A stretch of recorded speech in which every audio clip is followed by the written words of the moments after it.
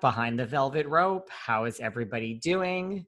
We are joined here today by the one and only Real Housewife of Miami, Miss Karent Sierra. How are you? Hello there. So happy to actually see you and speak to you. I'm doing great. How's everything going? You are? You're doing great in quarantine? You know what? I am because I hate to say this, but in a good way, I haven't really been quarantined because as a dentist, you can't imagine how many emergency patients I've seen. I think through all the stress of this coronavirus, this whole pandemic, unfortunately, patients are breaking their teeth, they're getting infections, they're clenching and grinding at night. So I really haven't been quarantined at home. I've had to come into the office almost every day for either one or two emergencies a day. It's been Really? incredible. Mhm. So is that how it's working? Like if someone needs a dentist, they just reach out to you and then they get in touch with you. Correct. And as of this week, whoa, my laptop almost fell. Sorry about that, guys. That's okay. These are the things that happen when we go live. Oh, tell me Um, about it.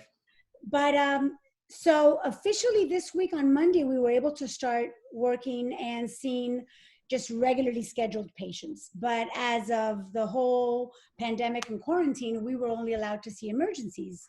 And so I thought, okay, an emergency, how often do I really get an emergency? On normal occasions, once every 3 or 4 weeks. So I thought, okay, I'll go into the office about once a week. It was amazing. All of a sudden, I start getting these phone calls. My assistant, Rosie, starts calling me, Dr. Sierra, can you come into the office? I'm like, yeah, why? No, there's a patient that is in dying of pain. And I'm like, what? That happened the first day. Then the second day. And the third day, I'm like, what is going on? And Huh. it's just insane. Mm-hmm. And I wonder if it's like, they're real emergencies, but I wonder if it's like people are, like focusing more on it. Like, I'm not saying it's psychosomatic. I'm just saying like, I have now, like, I think sometimes too much time on your hands is not always good. Cause like I've accomplished all the things I need to accomplish in my house. And now I'm finding things that I don't really need to be doing. And I'm like, I don't need to reorganize this. So I wonder if it's that, like, oh, this pain, but you wouldn't be thinking that is pain if you were so busy. You know what? I think it's 50% exactly what you're saying. Because I've had patients come in, I take an X-ray and I don't find anything, but not even 50%. I would say 75%. I think you have so much time on your hands that you start overthinking this whole pandemic and Google is great, but Google is also a hindrance because the more you look something up, the more you start realizing, oh, there's conspiracy theories. Oh, there's this, there's that. And you start following people on Instagram that are all Seriously. leftist group. And they're this whole conspiracy theories and how, they want to reduce the population to 500 million. And if you have an addictive personality, don't start following these people because then you're going to start freaking out, stressing out that they're out to get us. And they want to reduce this whole worldwide population. And that's the why.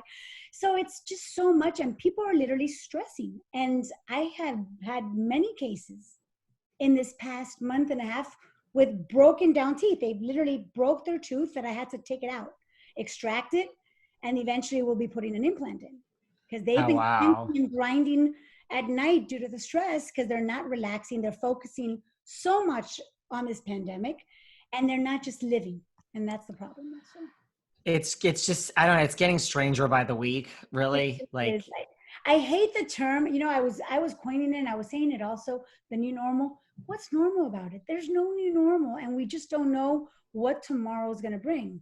So whether you're a dentist or just, whatever profession you're in, there's so much uncertainty. And I think, one thing I think has been wonderful coming out of this, and I hope everyone will agree, is that you realize what's really important. Not all the Gucci's and Pradas in your closet, nor all the money in your bank account will make a difference. The coronavirus is not prejudice. It will attack whoever. So when you realize, God, I was, always trying to keep up with the Joneses, and I was always trying to have the latest purse and the latest product came out and the shoes and this, and I'm guilty of it just like everyone else. I'm not going to, Me too. I'm not going to stand on a soapbox and pretend I'm not. Yes, we all like nice things and that's why we work. But I think we were over focusing on trying to keep up with the Joneses. I think the Housewives show just kind of, you have to feed into it. It's kind of just part of the show. And I think because of all this, doesn't matter what clothes you wear. I don't think no one has been taking out their purses unless they're doing a virtual fashion show in their home. So you realize what's really important, and it's family and it's values and it's your health and doing things where maybe we had been avoiding or had not been doing in a while, which is just playing board games, talking to our family, actually laughing. So I agree with all of that. Now, do you think the housewives are going to realize this? All of them? There's, over 100 of them. I can definitely, I try to be the most eternal optimist. No, I don't think so. As much as of an optimistic person as I am, I'm also a realist. And I think that's what the show also brought to me is you can't see everything with rose-colored glasses, because that not everyone sees the same way that you do. So no, I don't think so. And I'm not going to pinpoint names because I don't believe in that. There's no need for it now, but no, I don't. But if you don't come out of this pandemic a better person with better understandings, better morals, better appreciation for just life, then you haven't learned anything. I've been saying this the whole time. Now I truly appreciated life before. So I'm not sure I'll learn that aspect of it. Because I really truly was one of those people who woke up every day and it's I was happy 99.9% of the day. That's how I am. Exactly. What problem do you have? I had no problems. No problems. You know what? I'm going to venture to guess. I'm going to move here because I'm a little more comfortable over here. That's fine. I'm going to venture to guess. Well, I'm the same way. And that's why I guess, going back to relating to the housewives, people would criticize my smile because I choose to smile. I choose to see the glass half full. What are you going to do by worrying or by being, excuse my language, a bitch? Or by being rude or being a diva? What do you gain from it? It's just not my way of living. Let's just say that. And did you ever think you'd be accused of smiling? You know what?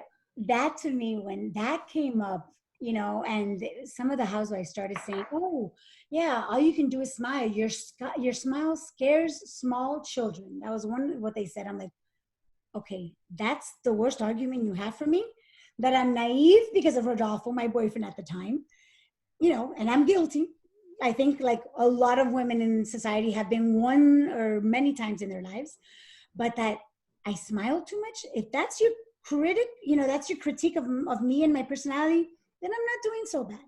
I'm not doing so bad then. And I was astonished that that's what they were finding to criticize. Yeah. Did you ever think it was a double-edged sword? It also went to the fact that you were a dentist and, Oh, absolutely. You know what? They'll find